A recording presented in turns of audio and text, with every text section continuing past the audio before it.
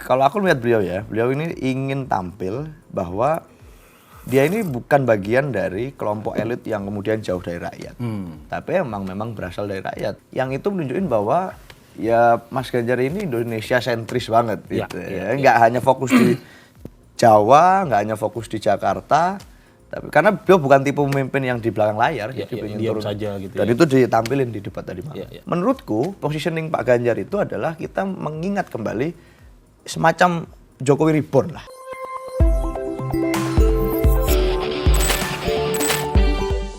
Open table. Nah, kita sekarang bareng sama Seno. Asik. Berdua, agak intim nih kalau Open berdua. table eksemiotik lah. Eksemiotik, iya. Eksemiotik susah banget nih, Seno jadwalnya kenceng banget. Aduh. Jadi semiotik gagal mulu. Tapi nih keren lah, aku pertama kali loh ngerasain sama di open table. Kemarin saya tuh WhatsApp dia, Sen, kamu tuh udah lama nge-host di Main TV, ternyata kita nggak pernah satu forum. Jarang kan, baru sekali-kalinya. Nggak pernah jadi narsumku. Jadi ini Main TV bukan main. Main-main aja kita lah. Sen, seru nih debat semalam. Iya. Wow, kita nonton bareng di Iya. tempat di media center lah, Ganjar. Gimana Sen semalam debatnya? Rate-nya ini gimana? Kalau Anteng lihat? Asik lah, sepanjang debat kan berapa kali aku ngitung ada lebih lah, 3 kali berapa ya kita sorak itu. Oh iya. 3 kali berapa kali itu kita sorak-sorak. Karena Pak Ganjar tampil sangat menyenangkan, impresif. Terus beliau juga tampil dengan menjadi genuine dirinya sendiri. Ya nggak kelihatan ngapalin apapun karena itu sudah di luar kepala semua, satu. Dan kedua, nggak ada beban, dia nggak pernah ada persoalan dengan isu yang dibahas tadi malam. Terus juga semalam beliau juga tampil dengan apa yang menjadi pengalaman dia waktu jadi gubernur. Jadi pernah menyelesaikan ini, bikin government super apps, lapor gub lah segala macam. Jadi ya tampil los saja gitu dan asik. Jadi bukan saya akan bukan gitu ya. saya akan. Tapi gitu. sudah. Saya sudah begini, saya sudah begitu. Ini bisa dilakukan di tingkat nasional gitu kan. Tapi yang menarik semalam aku mencatat nih ya, dia banyak sekali Mas Ganjar itu mengutip nama-nama yang secara publik mungkin bukan nama yang populer. Ada Pastor Anu, ada Ibu ini. Ya beberapa mungkin ada kayak Melki, kasus Melki disebut. Butet, gitu, Mas Butet. Mas Butet disebut. Tapi kok ini kayak ada ini menarik, ada polanya dari awal Mas Ganjar itu sering sekali nyebut nama-nama yang seolah-olah kita diperkenalkan oleh nama-nama. Ini maksudnya apa Mas Ganjar? Termasuk aku juga ya. Oh iya. Ya karena gini, kalau aku lihat beliau ini ingin tampil bahwa dia ini bukan bagian dari kelompok elit yang kemudian jauh dari rakyat. Tapi memang berasal dari rakyat. Di closing statement-nya kan beliau ceritakan tuh. Oh iya. Kami ini Dia dan Pak Mahfud sama-sama. Iya, sama-sama anak pegawai atau polisi di tingkat kecamatan, Pak Mahfud anak pegawai kecamatan. Orang kecil yang diberi amanah besar gitu untuk ngurus banyak hal di negara. Nah, makanya diceritain tuh nama-nama itu. Kayak Bu Sinta. Bu Sinta itu kan orang tokoh dari Malang yang ikut hadir di Untak Surabaya waktu itu. Orasi orasi tentang berbagai macam, terus ya dapat kecaman kan dari banyak orang, terus viral videonya beredar pasca itu. Gitu. Mas Melki kita tahu, terus Mas Butet dan semuanya. Jadi nama-nama yang memang akhir-akhir ini lekat dengan gerakan pro demokrasi. Terus tapi mungkin nggak banyak dinotis oleh elit, tapi masyarakat tahu nama-nama ini. Nah, Mas Ganjar pingin untuk menunjukkan bahwa keberpihakan beliau itu di sisi ini loh. Gitu. Kadang mungkin ini bukan nama yang populer, bukan nama yang populer banget enggak, tapi kalau di kalangan pro demokrasi ini lagi viral-viralnya nama ini. Gitu. Nah, ini menariknya. Ini seolah-olah menunjukkan ini hasil perjalanan dia ketemu orang titik-titik yang tidak selalu menjadi pusat keramaian. Benar. Jadi circle-circle yang memang itu problematik. Dan dia datang ke situ dan ditunjukkan waktu cerita pertamanya kan. Beliau cerita bahwa kalau ngomongin tentang hukum ini, beliau udah kampanye nih dari Sabang sampai Merauke gitu. Dari waktu yang singkat ini, beliau udah keliling ke Merauke, Pak Mahfud ke Sabang dan seterusnya. Yang itu menunjukkan bahwa ya Mas Ganjar ini Indonesia sentris banget gitu ya. Nggak hanya fokus di Jawa, nggak hanya fokus di Jakarta, tapi karena beliau bukan tipe pemimpin yang di belakang layar, jadi pengen diam turun saja gitu. Dan itu ditampilin di debat tadi malam. Kalau dari pemilu dari mulai kampanye beberapa bulan terakhir gitu ya, resmi maupun tidak resmi, kita bisa mulai menganalisis positioning masing-masing capres-cawapres. Ada gitu lah ya. Nah, tapi debat ini kemudian menjadi statement kan, bahwa saya ada di sini, saya ada di sini. Orang secara general, secara kasaran mungkin kita bisa bilang beginilah, Pak Prabowo itu memosisikan dirinya apa-apa pokoknya ikut Pak Jokowi gitu. Ya, jadi juru bicaranya Pak Jadi Jokowi. Kalau Mas Anies pokoknya bilang apa-apa ya kita oposisi gitu. Antitesis. Ya betul, antitesis. Nah, kalau Seno sendiri ngelihat semalam Mas Ganjar ini posisinya gimana, positioningnya? Pak Ganjar itu mengingatkan kita pada Pak Jokowi di 2019 dan di 2014 ya. Oke. Jadi spiritnya sama gitu. Kalau kita ngomongin tentang Pak Jokowi itu kan kita nggak ngomongin tentang tokohnya, nggak ngomongin tentang hegemoni tokohnya, tapi ngomong tentang spirit. Ada mimpi yang dibangun. Terus landasan kenapa kok kita harus pilih beliau dulu gitu. Dan itulah yang harusnya kita ingat tentang kenapa kita dulu pilih Pak Jokowi. Bukan sekedar tentang segala macam kehebatan maha dahsyat elitis yang hari ini kita lihat sebagai sosok kepala negara. Tapi juga kenapa dulu kita kok trust dengan Pak Jokowi. Misalnya keberpihakan pada demokrasi, keberpihakan pada rakyat kecil. Beliau ini berasal dari masyarakat biasa, mewakili mimpi bahwa siapapun bisa jadi presiden.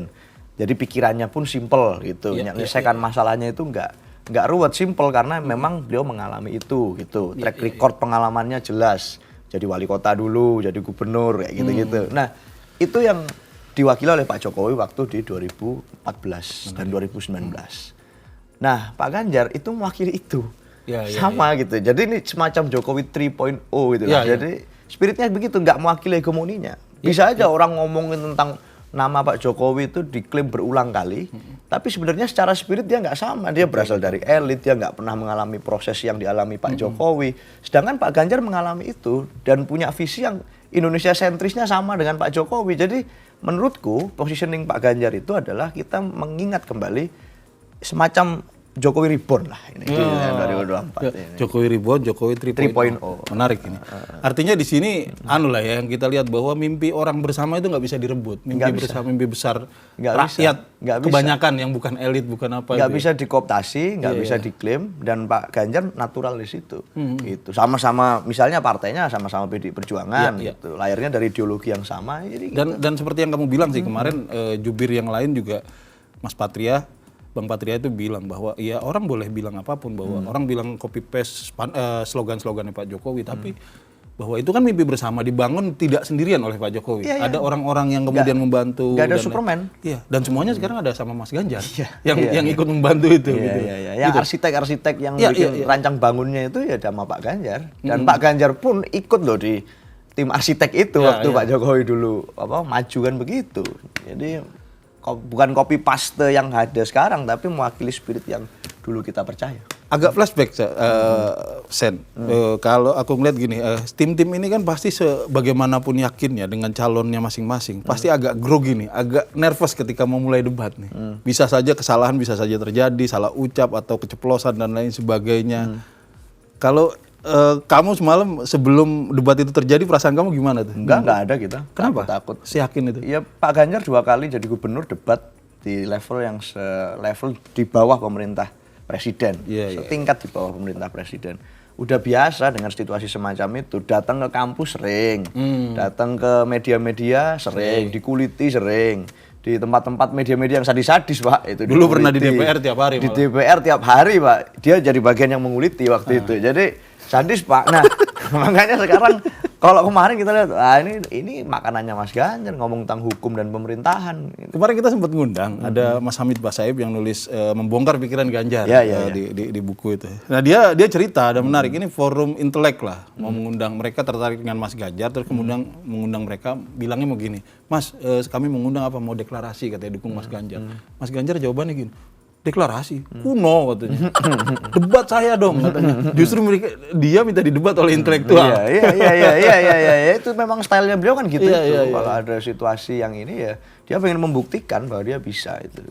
Terus tanggapan soal semalam ini debat orang bisa ngomong apa aja, tapi kan orang sekarang orang seringnya memframing debat itu ya itu makanannya elit lah. Orang-orang terdidik dan lain-lain, tapi banyak orang yang menganggap debat itu nggak penting. Cuma kalau ngelihat gini semalam tanggapan netizen itu positif. Ada beberapa indikator misalnya polling di TV One misalnya Ganjar menang total lah menurut 70 berapa persen. 70 sekian persen dan indikator-indikator lain. Kalau saya ngelihat kenapa alasannya orang menyukai Mas Ganjar ini? Kalau lihat dari indikator-indikator itu. Satu yang clear, debat itu penting gitu karena ya itu bisa untuk menguji apa yang ada di isi kepala para pemimpin kita. Gimana dong kita kalau mau memasrahkan bangsa ini ke orang yang misalnya untuk ngartikulasikan, nyampaikan isi pemikirannya nggak bisa.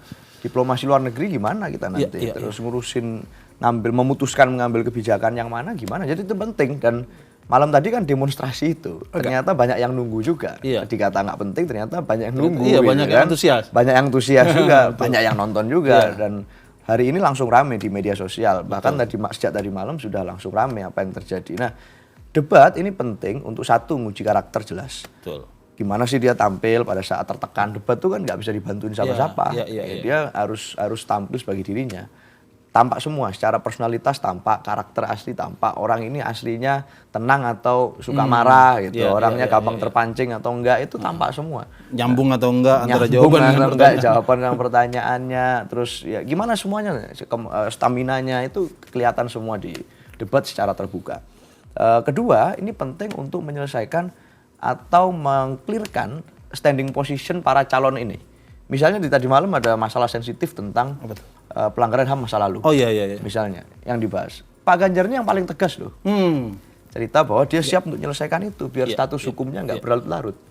Jadi kalau ada selama ini kita terjebak pada situasi ini status HAM atau status hukum orang ABCDE ini gimana?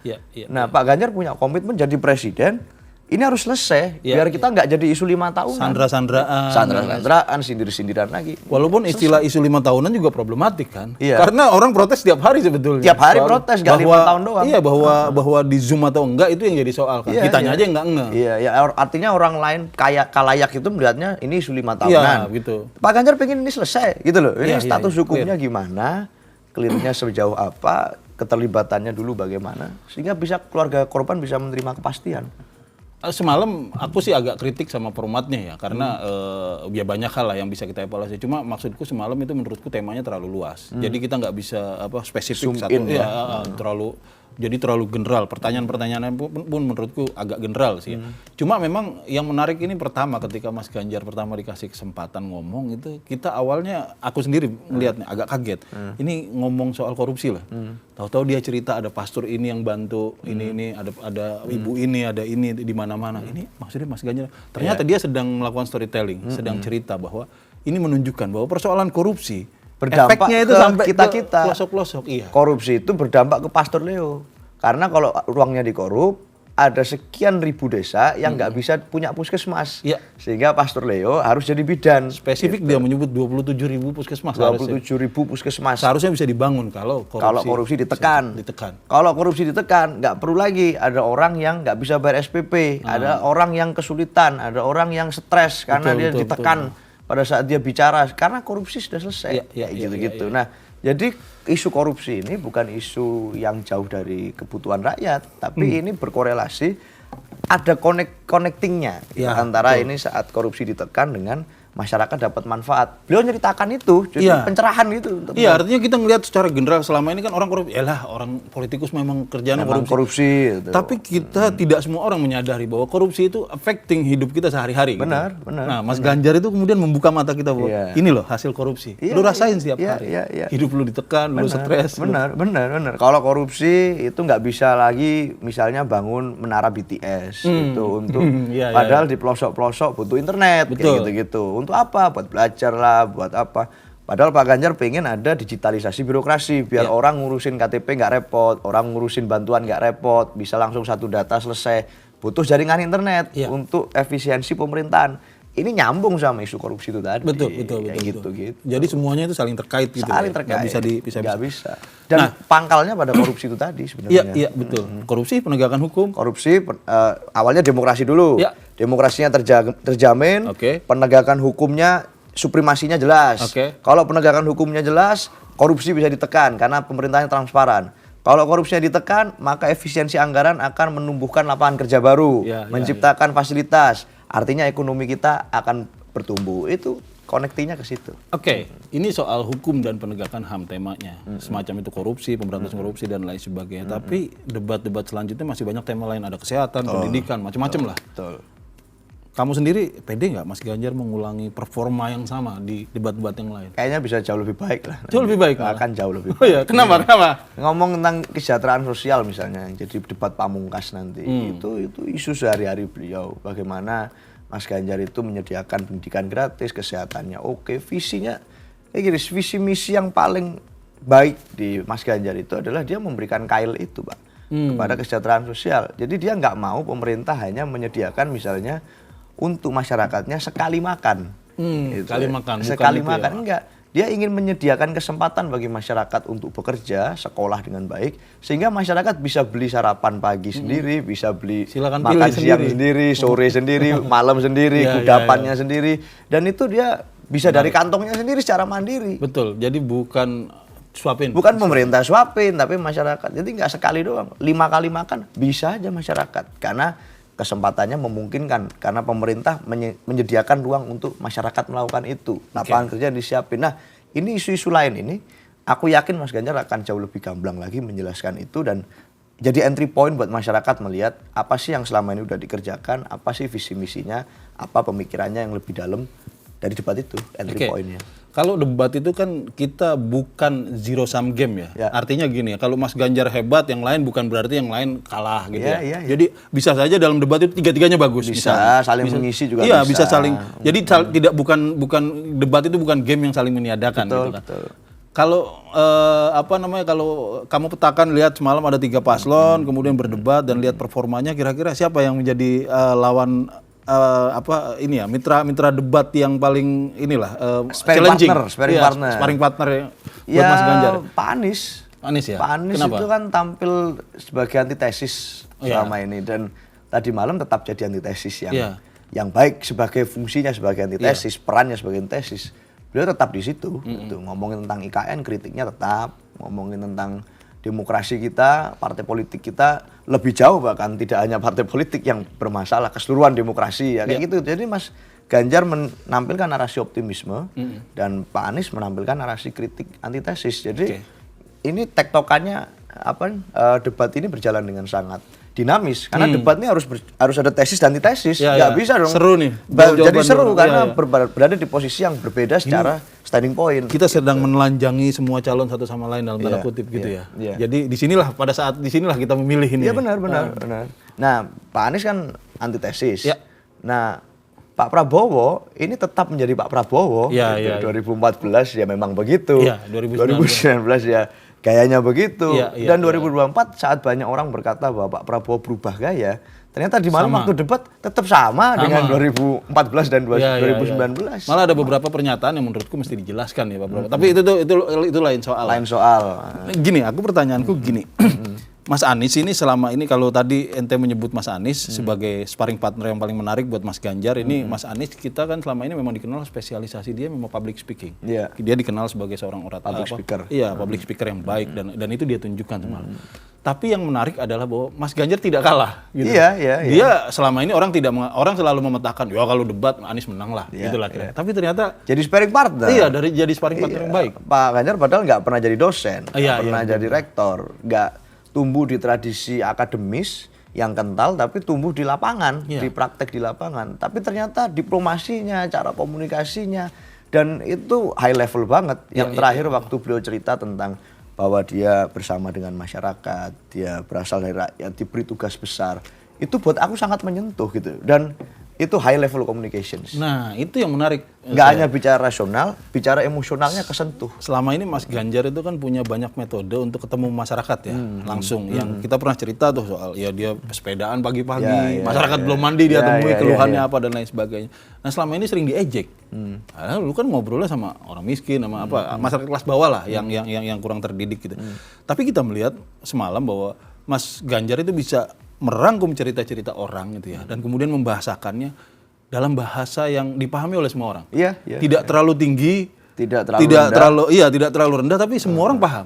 Dia ini paham bahwa kualitas orang ini memang. Kamu ngeliatnya gimana? Karena gini, orang pada saat dia pelari ya, dia ketemu masyarakat, dia lihat sampah misalnya, kan nggak enak juga pandangan dia lihat sampah Yeah. itu. Maka dia berpikir dong otomatis. Setiap hari tuh pada waktu dia pertama bangun memori masih fresh dia mikir sampah kok ada sampah di sini misalnya. Problemnya apa? Maka problemnya apa ya gitu. Kenapa ya nggak selesai? Dia lihat orang ngopi gitu kok nggak nganggur sampai siang gitu misalnya. Ini problemnya apa?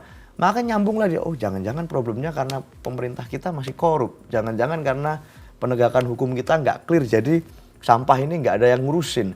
Jangan-jangan pemerintahan kita kurang melayani, birokrasi kita masih repot. Jadi orang takut untuk cerita atau curhat ke pemerintahnya. Nah, jadi ini correlating dan itu relatable dengan yang dirasakan masyarakat. Relatable. Jadi nggak sekedar teori, nggak sekedar dari textbook kerangka yang dia pelajari, tapi berasal dari keresahan yang dia rasain waktu salah satunya lari pagi itu. Nah, gitu. Ini positioning yang menarik menurutku secara personal Mas Ganjar. Mas Ganjar bagaimanapun berpendidikan tinggi. Dia Iya. magister. Magister. Dia seharusnya elit karena pernah berada di berbagai jenjang politik.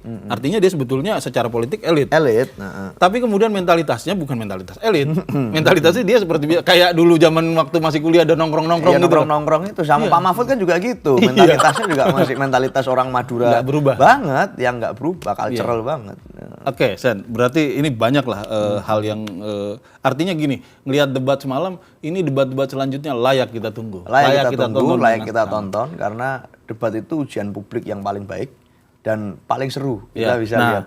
sebagai closing statement nih, aku pengen kamu ngomong soal debat-debat selanjutnya kita mesti nonton, kita harus menyiapkan apa nih?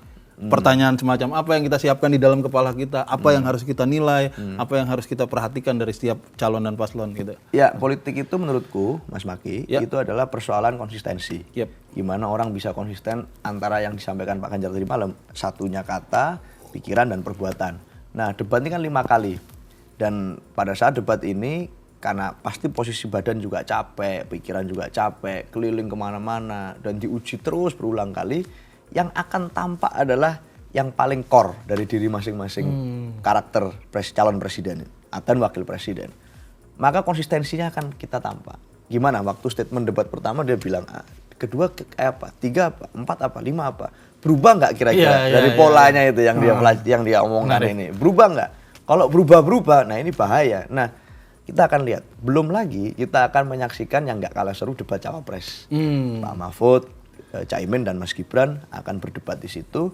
Masyarakat akan melihat secara fair bagaimana yang ada di pikiran masing-masing dan itu aku rasa sangat ditunggu juga. Jadi 2 hal itu, kita lihat karakter masing-masing, kita lihat konsistensi dari masing-masing calon.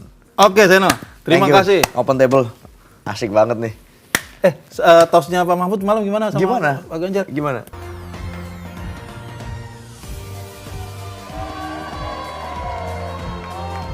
Gitu. Gini. Yes. Nah, gitu. Katanya tosnya satset dan Tastes. Oke. Ya, Thank you. tastes, semiotik dan open table. Open table. Iya.